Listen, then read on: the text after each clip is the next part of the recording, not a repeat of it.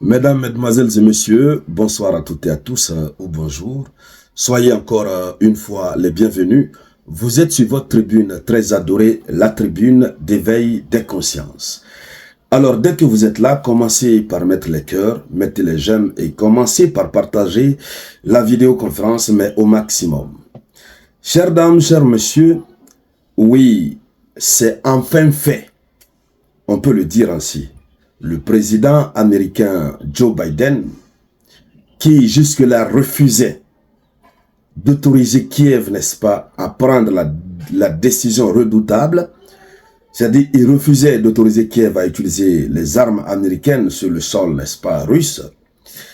Joe Biden, dont même les membres de son administration se sont levés avant-hier pour faire comprendre à l'Ukraine et à qui veut l'entendre qu'ils ne sont pas d'accord avec cette initiative très folle de l'Ukraine qui consiste à obtenir des Occidentaux l'autorisation de procéder à des frappes en profondeur sur le territoire russe.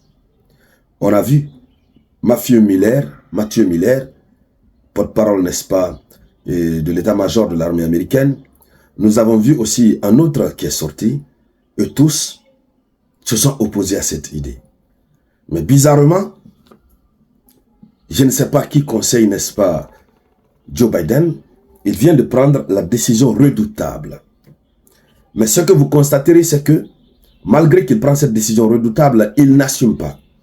Il a pris cette décision redoutable de façon très secrète et en obligeant évidemment l'Ukraine à rester dans le secret.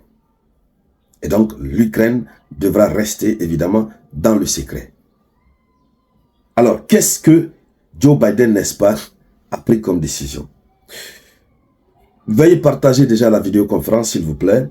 Mettez beaucoup de j'aime. Donc, il a donné son feu vert à l'Ukraine. Oui, mais Joe Biden a secrètement autorisé les forces ukrainiennes à cibler le territoire russe avec des armes américaines. Voici ce qu'a confirmé un responsable, un représentant du département d'État américain. Donc, l'autorisation qu'il a donnée a été une autorisation secrète. Oui, il n'a pas annoncé officiellement. Tout cela implique la crainte qu'il a d'avoir des mesures de représailles de la part de la Russie. Première des choses. Donc, ce représentant dont le nom n'a pas été cité dit ceci.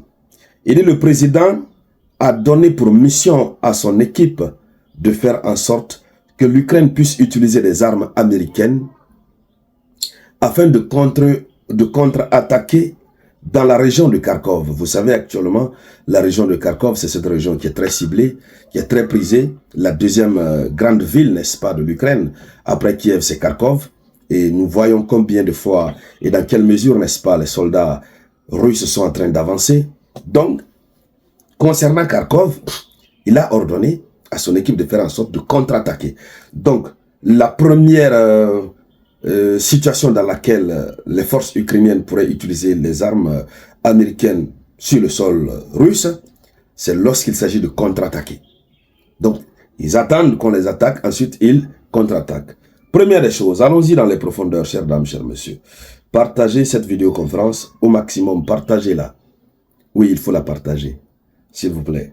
Donc, deuxième des choses, il dit, ils doivent faire en sorte de manière à riposter lorsque les forces russes les attaquent. Donc, lorsqu'on les attaque, ils doivent riposter. Mais aussi et surtout, n'est-ce pas, lorsque les forces russes se préparent à les attaquer. Donc, on a les deux conditions. Soit on les attaque, ils contre-attaquent, soit ils attaquent, ou du moins, ils se préparent à les attaquer, eux, ils anticipent. Donc, à partir, n'est-ce pas, de la Russie, de l'Ukraine, ils peuvent toucher les gens qui sont en Russie en train de préparer une attaque contre la région de Kharkiv. Alors, voici, n'est-ce pas, ce qu'il a dit. Et comme l'a dit la source à l'agence, n'est-ce pas, il y a un point sur lequel il y a une catégorie d'armes, comme on le disait tantôt, et pour laquelle catégorie Joe Biden ne donne pas son accord. Je ne sais plus si on peut dire que c'est un accord global qu'il a donné, ou bien si ce n'est pas un accord, puisqu'il utilise Joe Biden autorise l'Ukraine à utiliser les armes américaines sur le sol russe, mais avec ces deux conditions que nous avons citées. Mais surtout, il y a cette arme qu'on appelle les ATACMS. Non, les attaques, bon, moi je dis ATACMS, c'est ATACMS. D'accord? Qui sont, n'est-ce pas, des types de missiles qui peuvent procéder à des frappes en profondeur. Donc, ils s'opposent, les États-Unis s'opposent à l'utilisation des ATACMS ou à des frappes qui sont en profondeur à l'intérieur de la Russie. Voici la partie bizarre, voici la partie qui fait rire. Comment Joe Biden peut autoriser, d'abord secrètement, ensuite mettre deux conditions dans lesquelles son autorisation peut être exercée, et ensuite mettre une interdiction totale par rapport à l'utilisation d'une catégorie d'armes, et or ce sont ces catégories d'armes que l'Ukraine souhaiterait utiliser.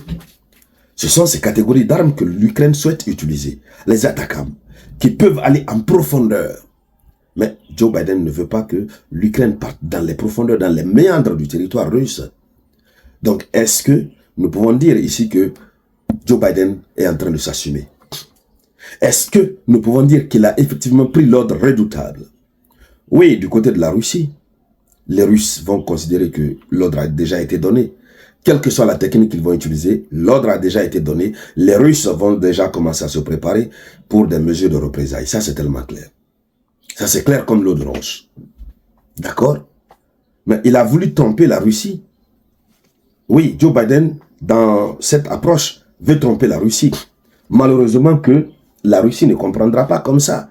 La Russie comprendra autrement. Et d'ailleurs, nous apprenons que la Russie vient de réagir, mais sérieusement.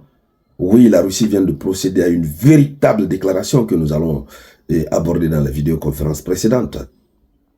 Donc, c'est de cela qu'il s'agit. On ne sait pas ce qui se passe. Ils sont en train de tergiverser. Ils sont en train de faire du ping-pong sur cette affaire qui est pourtant simple. Soit vous décidez d'autoriser l'Ukraine, soit vous refusez de l'autoriser, c'est simple. Mais si des responsables de l'armée sortent pour dire non, les États-Unis n'autorisent pas, ne permettent pas. Et puis après, c'est le président lui-même qui donne des instructions secrètes, n'est-ce pas, à son équipe. Ça devient compliqué. L'Amérique doit s'assumer. La grande Amérique doit pouvoir s'assumer. C'est de cela qu'il s'agit. Alors, chères dames, chers messieurs, voici la réalité de ce 31 mai, j'allais dire, 2024. Merci encore à toutes et à tous de partager la vidéoconférence au maximum. Et n'oubliez surtout pas d'activer la cloche de notification. Cela vous permet de recevoir la notification dès que l'actualité tombe. Donc, n'oubliez pas surtout de le faire. Merci alors à toutes et à tous. Merci de partager largement la vidéoconférence. Je vous reviens tout à l'heure avec de nouvelles actualités. C'était la voix de votre unique samouraï.